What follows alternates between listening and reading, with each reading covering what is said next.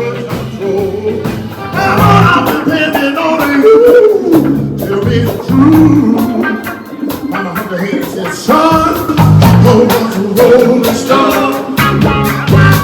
Yeah, but he laid his hat, was his home. And when he died, all the numbers was a blow. How my mama said, you got to be free. Come together right now over me.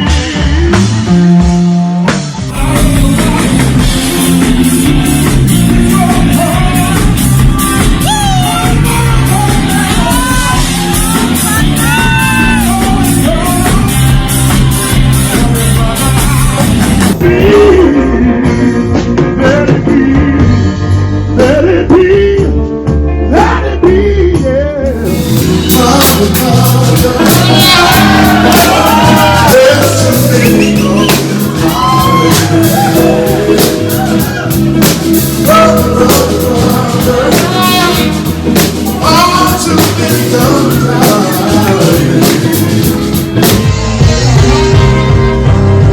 That's the reason I can sing the blues.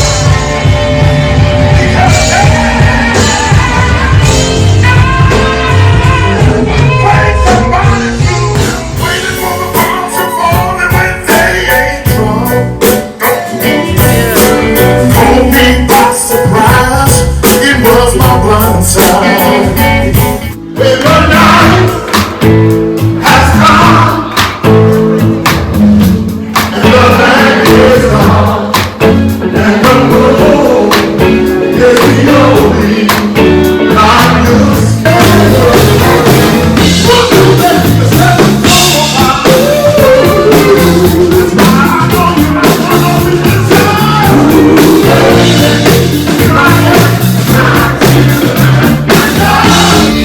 Don't be down in the sugar. It'll be your blues.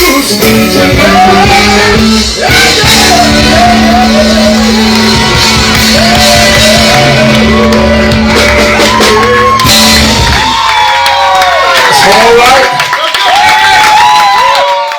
Good afternoon and welcome back to My Harlem Portraits, the show that aims at shedding the light on the fundamental contribution given by African Americans to the building of this country and on Black excellence. Today, Black excellence is going to be represented in the utmost way by an artist who's touring the world with his beautiful performances. His name is Eric B. Turner, a Grammy-nominated singer and songwriter, actor, and psychologist therapist. He has a PhD in that. We are going to ask him about that. And he's a critically acclaimed artist whose star is rising around the world and is on his way to my country, Italy. Sì. Benvenuto, Eric. Benvenuto. Grazie, grazie, grazie, grazie. Thank you so very much for having me here with you today. I'm very happy that you could make it because you are going to Italy. Sì, sì. Eric verrà in Italia, parte domani e sarà in Italia per tutto dicembre. Quindi è molto importante, è per quello che ho voluto fare questa intervista prima che partisse, perché chi ci guarda dall'Italia avrà la possibilità di andarlo a vedere nei vari posti in cui sarà e poi vi daremo il link. So what I said is that you're going to Italy. I understood all of it. For the English people who don't understand, Yes. you're going to be in Italy for December, and so they can catch you up in the different places you will be because you are going to be on a big tour of Italy, and it's going to be amazing. Thank you so very much. So you and I met in a very strange way. I went to see this amazing musical, Rock and Roll Man. Yes. And I was waiting outside and I saw you and I said, you were performing in there. Yes. And we started talking, and that's when you told me that you were, even at that time, on your way to Italy. See. Italy is my second home. I actually spend more time in Italy yearly than I am here in America. I love the country, and I love the way that they love and embrace my music and my artistry. Fantastico, quindi dice che adora l'Italia, che passa più tempo in Italia che negli Stati Uniti e che adora la maniera in cui l'Italia apprezza la sua musica e la sua capacità di essere sul palco. È fantastico. Ok, so. After that, we stayed in touch, and now finally we made it. You are a native of Cleveland, Ohio, and your roots are grounded in gospel, and your sound has come out of this into a soulful blend of blues, gospel, R&B, jazz, and funk. Yes. Tell us about how it all began and how you became the incredible dynamic lead singer of the rock and roll Hall of Fame group, the Drifters. Yes. I didn't know that. Yes. Tons of videos out there with that. But I just always embraced music. I always had a love for music, of course, starting from the church.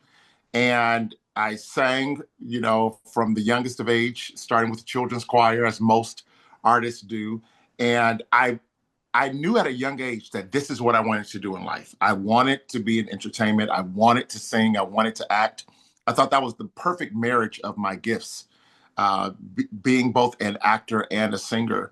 And all of that was cultivated in Cleveland at a certain point while after finishing my multiple degrees. I just said, there's nothing left for me to do here. And I knew it was a now or never moment for me to either jump into it or just, stay in this place of mundane living. I Mm. had a great life in Ohio, but I knew that it was more within me to do. And so July 21st of 2005, I bought a one-way ticket to New York, and with no place to live, no place to work, just bought a one-way ticket, a belief in my heart within my gift, and a belief that God was going to just order my steps and direct me. And the past 20 years have been absolutely remarkable.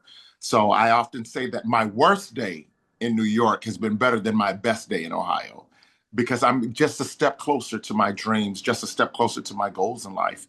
But music has just always had an interweaving within all of my life steps and journeys. And just along the way, I worked with various artists, as you well know, sang background for multiple artists. The last artist that I sang background for was Mariah Carey. And Mariah is the one that pushed me out and said, listen, you need to do this. This is what you need to do. And you can't get it done being behind me. And I thought that I was being punished.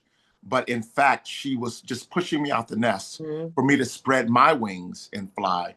From there, I worked with various groups, which led me to being lead singer for the Rock and Roll Hall of Fame group, the Drifters, Up on the Roof, Under the Boardwalk, This Magic Moment, and of course, the most famous song that came out of the Drifters family is Stand By Me, which was sung by Benny King. And that really helped me to sharpen my stage presence, sharpen my show. And after leaving the Drifters, I went solo and never turned back. Wonderful. Fantastic. This is such Yes. an incredible story because your harmonies and your charisma on stage, your presence, have taken you to have a broader recognition, and you have shared the stage not only with Mariah Carey, but Aretha Franklin, Shaka Khan, Yes. India Ari, and Anthony Hamilton. Tell Yeah. us a little bit about that because that. So the one thing that I always share when I'm on tour, specifically over in Europe, is that you'll never find an artist. Well, you'll never find an artist like me. And what I mean by that is the myriad of lessons that I have learned from these great legends of music no one else shares that story. So that makes me Yeah. uniquely me. And I have gleaned something from every single artist that I've had the opportunity and the blessing to work with, even those that I don't list, because that's not a complete list of artists. Yeah. There's some that I don't list because of whatever reason. You know, it was nothing. I never left on bad terms with anyone. I've never burned bridges with any artist I've worked with. But I've even learned from the ones who I left and just said, I don't ever want to work with that artist again. I Mhm. learned something from them too, you know, by what they do or what they don't do. And it just makes me uniquely me as an artist. It taught me a lot about the business of music. And that's the way I like to word that, because it is a business. Mhm. For instance, the one thing about Aretha that not too many people know, but some people that know her more intimately will recognize, Aretha always put a bag under the piano. If you ever look Bag? back, a bag. If Uh-huh. you ever look back on footage of Aretha Franklin shows, there was always a bag under the piano because Aretha did not deal with checks or check writing. You had to present cash. The cash had to be counted out before the show, and they put it under the piano. Like, who's going to steal it from stage, you know, under the piano? And she was just about business. And I love that. What I learned from Shaka is if you have the best people at what they do, if everyone on your stage is the best, there's no reason in the world that this won't be the best show. I learned that from Shaka Khan.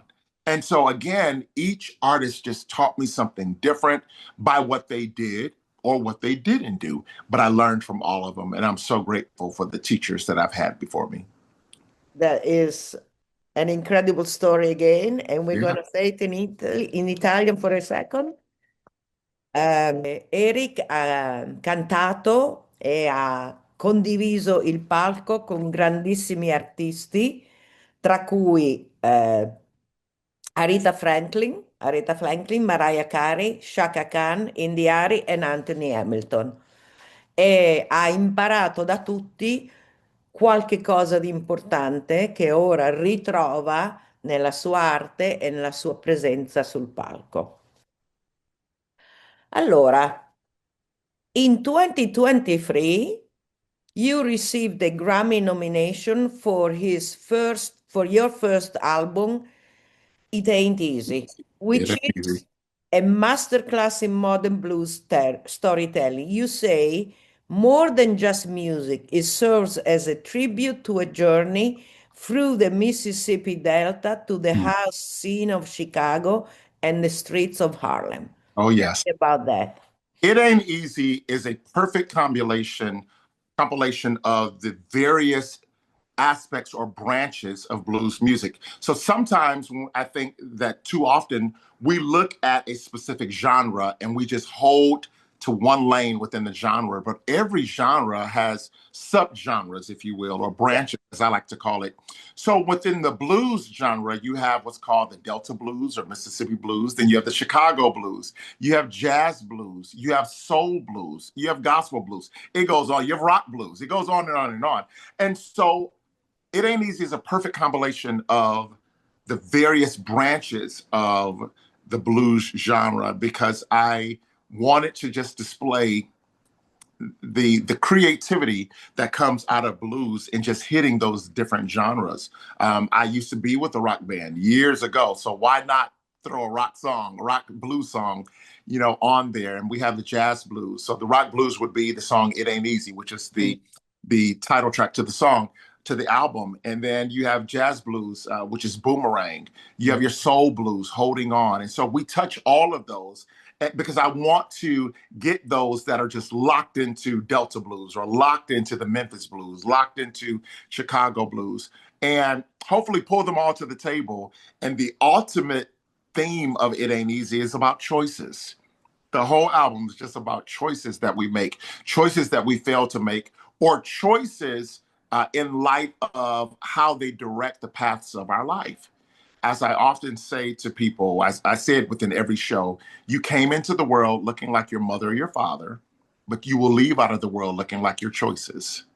And so I deal with the aspect of choices within the album. And the song that really stands out the most is Wrong Kind of Fish. It's just dealing with bad choices that we make And it's done in a satire way or a funny way to present to the artist a comical lesson to be learned. And I think that's the greatest way to teach within comedy.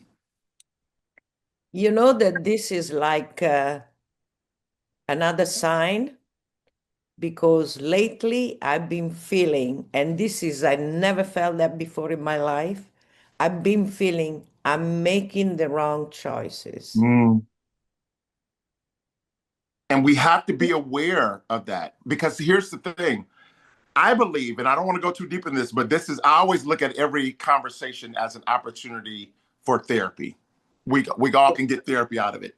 So I often say to my clients, there's only two ways that we learn in life.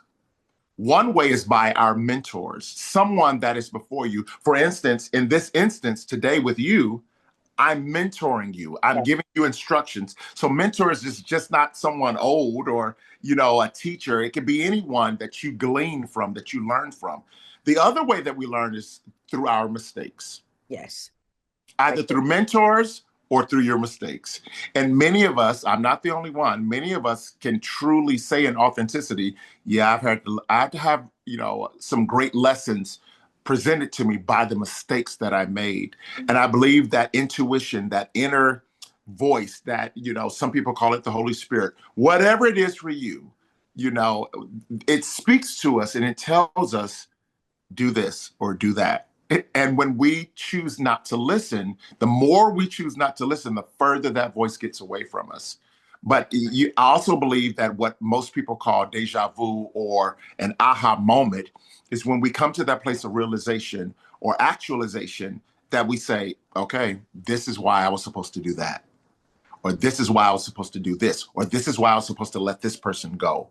We get all of the red flags, we get all of the discernment, all of that intuition. We get it, we have it. Some choose to listen and adhere, and some choose not to. And that's when our mistakes then become our lesson learners or teachers, if you will. And so, yeah, learn to listen to that voice and learn to allow the universe, the God of your understanding, whatever it is for you, to take all the consequences from that choice. Because that's usually the fear that Yeah, keeps from making the choice, the consequences or the repercussions that are going to come from that choice. But I'd rather deal with that than some of the things that I've had to go through. that's right. Just a, That's just a quick. incredible. This is really, whew. Okay. So we have really delved a little bit into one of the questions that I left for the end, Okay. which is Eric believes deeply in protecting mental health and Yes. wellness. And you are at the intersection between art and psychology. Yes. Tell us a little bit about that place that you put yourself in. So as to not go too deep into it, but again, give you understanding of this. I went into psychology, or I became a psychologist because I needed to go through therapy. And it was in that I realized I want to help other people. I want to help other people maximize their potential. That's one of my life quotes or life purposes, to help people to see the possibilities of what can be instead of settling for what is, and maximize their potential in the earth realm. So that's why I became a psychologist. But I had to go through the therapy. I had to learn how to heal myself.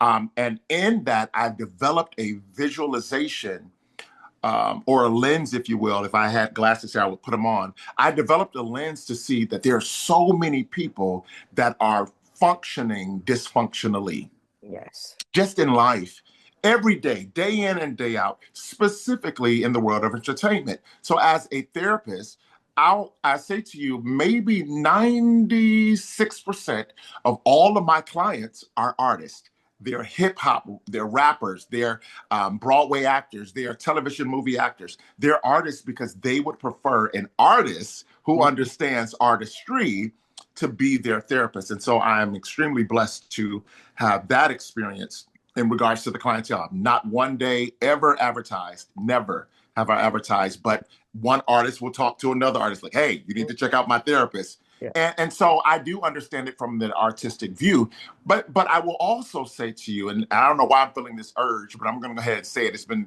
itching in me since the last question. I often say to clients, and I want to say to you, and I hope that you receive it, you have to come apart before you come apart. Hmm. Come apart before you come apart. Some of us are so laser beam focused with pit bull tenacity on our dreams, on our vision, and we're failing to have proper maintenance of what really matters in life, our mental, our emotional, our physical health, and our well-being. All of your dreams, Maria, will not happen if you physically are not able to move forward, or you mentally or emotionally in a place of stagnation, or being a paralytic, as I call it, because all paralysis is not dealt with in movement only or in physical sense only. Some of us are paralyzed mentally, some of us are paralyzed emotionally, and have not come to a realization that I need to stop this, pull off on the side of the road, get myself together before I move forward, because a universal truth is that hurt people hurt people. So Mhm. when I'm listening to an artist's music, I can hear hurt pouring through, or seeing different artists and the way they act out. We can give off a whole laundry list of names of famous actors or famous individuals that are just acting out. It's because they are not coming apart and have now fallen apart. And Yes. so I think it is, I wish it was a worldwide humanistic mandate that people receive therapy or people go through counseling, because it is so beneficial. Any artist that I've ever worked with, I always tell them, if we can get you mentally and emotionally together, it will manifest itself physically. Physically, we can get you on stage. Physically, we can cause you to sing. But none of that happens until we get you balanced and get you into a safe space mentally and emotionally. And so it is absolutely crucial. And I like to just share that message through the music, and not so directly, but indirectly. It Mhm. gets people to thinking. Yeah. And music is therapy to me. It is. It is. It's one of the greatest ways to convey messages is through music. Yeah. So we come to today's. After receiving the 2023 Grammy nomination, Yes. you moved in different in the globe. You are Yes. a global artist now. Yes. And your vocals and your performances have opened to you doors of stages like Carnegie Hall Yes. to very, very important stages all over. And Yes. now, as we said, you are ready to go to Italy. Yes. Tell us a little bit about this tour in Italy. So this is my winter tour. Let me say, for 2025, this is my fourth time going to Europe. So every season I have a European tour. I'm so grateful. I'm so grateful for that.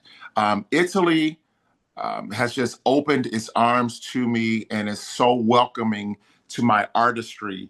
And I've had a great success for over a decade, well over a decade of just touring through Italy in itself. But then from Italy, it just started spreading to surrounding countries. And so this particular tour, I will be in both Denmark and Italy. And then my spring tour, which is already getting filled with dates, will add on four new countries for me, which is Georgia, Albania, Kazakhstan, and Russia. And so I've not been to those countries. And so we're opening it up to those as well. And I'm just grateful. I have a three-tier rule in my artistry, and I want to just share it with your audience. Mm, Go where you are appreciated. Go absolutely. where your gifts are celebrated. Thirdly, go where you are compensated. And that may not always be in a place or in a space where people look like you, but they will absolutely embrace what you're presenting to them. And so that's the love that I have found in Italy, that I found in Greece. I had the opportunity to perform at the foot of the Acropolis at the Herodian Theater, which is the oldest open air theater of the world. I believe built in 611 AD, and it is still standing. And I've performed two sold out shows there.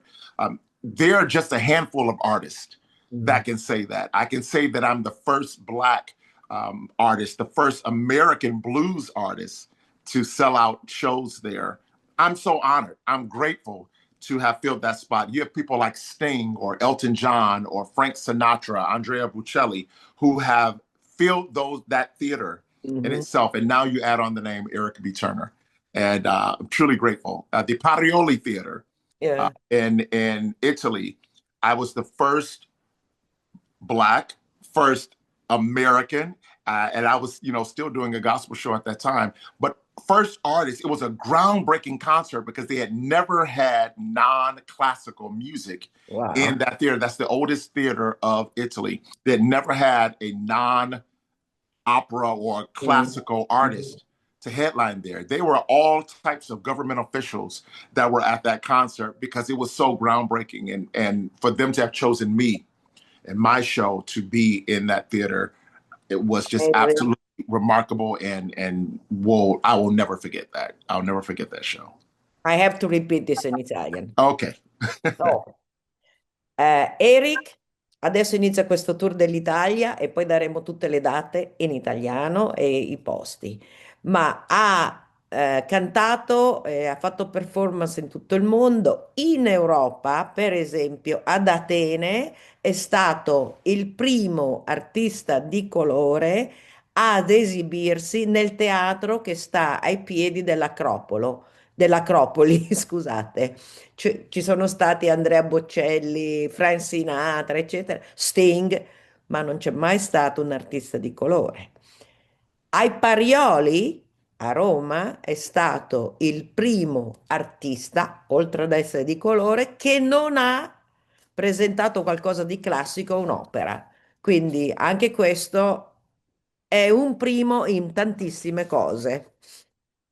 So tell us now about your tour of Italy and where you will be, so that the people who are listening to us and watching us from Italy, they will be able to go to your concert. Absolutely. All of my dates are listed. I will name off those that I can remember, but they are all listed on my website, www.ericbturner, Eric with a C, ericbturner.com. But all the dates are listed there. I will be heading back to Milano, and that I believe is the 11th and 12th. I will be heading to Pisa again to perform there, and then I'm heading to southern Italy, and I cannot remember the names of those cities at this time. But I'm covering all tracks, the different sectors or sections of Italy within the tour. And my final stop will be in Rome again, which it was my former home. And so again, I encourage people to please look at the website, ericbturner.com, to find those dates and hopefully find a location near you. Another very interesting thing. Yes. You will, in the fall of 2026, return to Broadway. Yes. And you will have the starring role as Bob Diddley in the musical Rock and Roll Man, Yes. which I first saw you at. Absolutely. Absolutely. So Rock and Roll Man is currently over in the UK. I will not participate. I won't be with them for the tour because I have my own tour dates scheduled up. But when they hit West End, which is a very, very prominent sector, it is the equivalent to Broadway here in America, but it's over in London. So when it goes to West End, hopefully my schedule will clear up and I can join in with the cast at that point before returning back in the fall to the Broadway stage. And I'm excited just to present that show and to play the legendary Bo Diddley again. And again, just an opportunity that blows my mind to even have that chance to perform and tell a message, give a story on stage again with them. And tell us a little bit what it is about, because I had never heard of this guy before the show. So very important. Rock and Roll Man deals with the life of who some consider to be the father of rock and roll, and that's debatable. But the father of rock and roll, his name was Alan J. Freed. Alan Freed, who comes out of Ohio, same as me, was a disc jockey. He was a DJ. And a record store owner presented him with this genre of music that didn't have a a true name other than called race music, because there was a lot of Black artists that were singing this type of music. And Leo Mintz introduced Alan Freed to this music, and he was just like, the world needs to hear this. He started playing it, and to, many people that were not used to this music, they were very, upset, just like anything in life that is new or different. But it caught on, and the young people really got behind it. They loved it. And because it didn't have an official title, he named it rock and roll. He named it rock and roll, which had another meaning for our culture back in the day. And we'll talk about that in another show. Yeah. But he called it rock and roll. And at that point, New York heard of him and said, we want you to play this music in New York now. And so that's when he moved to a more global stage of playing what was once called race music. And so all of these legendary artists that we now know and appreciate, the Little Richards, the Chuck Berrys, he's the one that presented them to the world and allowed them to really get their just due. Bo Diddley, as well within that, Laverne Baker and just so many other artists that fall into that he just played their music. And by him playing their music, he not only brought them worldwide fame, he also made them very wealthy. And so it's just about his life and the tragedy of him dying young. He died very young, but because the American culture was against what he was pushing with the music, and his just thoughts of love and unity, which is so needed still to this day. Absolutely. They crucified him. They really persecuted him. The government, U.S. government, through J. Edgar Hoover, who was the head of the FBI, and everything that they called him out for doing, other DJs were doing, but they needed to make an example out of him. And he died penniless. And these artists, primarily these Black artists that he made superstars, had to then turn around and bury him. Wow. Yeah, it's a sad but yet encouraging story that if you dare to be different in life, you will make a difference in the world. Yes, and he definitely did. He did. Definitely did. Because then every white artist copied that music. And we deal with that in the play, if you remember. That's how we start out. Absolutely. The play is amazing. Thank you. Thank you. you. One of the most beautiful plays I've seen. It really is a great history lesson. Exactly. But yeah, we deal with that in regards to these artists like Elvis and others that really just copied what they were seeing and hearing and took it and made all the money. And these artists didn't make a dime off of it. And they're the ones that wrote the music. So it's historically sound and but also encouraging to the viewer. It is very important to see that. Yes. So I'm gonna finish with saying in Italian, but also in English. You're gonna be in Milano on the 11th and 12th of December at Nidaba Theater. She's on the Naviglio in Milano, one of the two canals. Yes. So for my Italian viewers, appuntamento 11 e 12 dicembre al Nidaba in via Gola a Milano, che è fra il Naviglio Paese e il Naviglio Grande. È un teatrino meraviglioso ed è l'unico posto, secondo me, in cui si può sentire della musica veramente eccezionale e fuori dal normale e che viene da qua. Sì. Perfect. That theater they definitely want to get tickets as soon as they open, because I believe that both of those shows, we did 2 shows because we know it's going to sell out. So yes. Definitely. And it's free. It's a free show. So dovete mandare un WhatsApp al Nidaba per prenotare i biglietti, che sono gratis. 11 e 12. 12 dicembre. Di dicembre. Sì. Okay, on this note, we are to the end of this beautiful conversation. Thank you. I truly enjoyed it. I am going to be there on the 12th. I'm excited to see you there. I'm so happy. And again, I had my ticket for the 15th, and just recently I changed it to the 11th. I'm glad. I'm glad about that. Awesome. I'm glad you get to see me really do my thing in real time. Absolutely. And I'm gonna follow you. I'm gonna come to Pisa also. I'm gonna come to Rome, I think. I'm I gonna love come it. to a few places. I love it. Thank you so much. Thank you, and have a safe flight to Thank you Italy. so very much. Thank you. And you have a safe flight as well. I look forward to seeing you on the other side of the world. On the other side of the pond. Yes. And thank you to my viewers. See you every Saturday, 12:30 p.m. on Spectrum 1993. And for the past episodes on my YouTube channel, My Harlem Portraits, click, subscribe, like it, and share it. Awesome. Bye, Eric. Ciao, ciao, ciao. Ciao, ciao.